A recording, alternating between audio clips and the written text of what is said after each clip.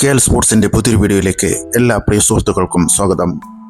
Malayali super താരം സഞ്ജു സാംസണിന്റെ നേതൃത്വത്തിൽ Rajasthan Royals സീസണിൽ അവിസ്മരണീയമായ മുന്നേറ്റമാണ് നടത്തിക്കൊണ്ടിരിക്കുന്നത്. നിലവിൽ 11 മത്സരങ്ങൾ പിന്നിട്ടപ്പോൾ 8 വിജയവും 3 തോൽവിയും അടക്കം 16 പോയിന്റോടെ രണ്ടാം സ്ഥാനത്താണ് ഇപ്പോൾ രാജസ്ഥാൻ റോയൽസ് ഉള്ളത്.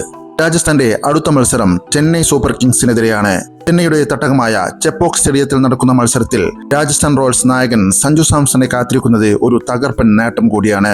വരാനിരിക്കുന്ന മത്സരത്തിൽ 14 റൺസ് കൂടി നേടുവാൻ സഞ്ജുവിന് സാധിച്ചാൽ IPL ചരിത്രത്തിൽ സഞ്ജുവിന്റെ ഏറ്റവും കൂടുതൽ റൺസ് നേടുന്ന സീസണാക്കി മാറ്റുവാൻ ഈ സീസണ് സഞ്ജുവിന് സാധിക്കും.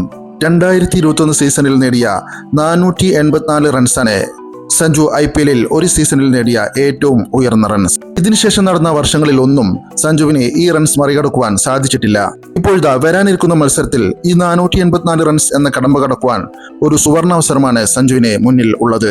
ഈ സീസണിൽ 11 മത്സരങ്ങളിൽ നിന്നും 5 അർദ്ധ സെഞ്ചുറികൾ ഉൾപ്പെടെ 471 റൺസാണ് സഞ്ജു അടിച്ചെടുത്തിട്ടുള്ളത്.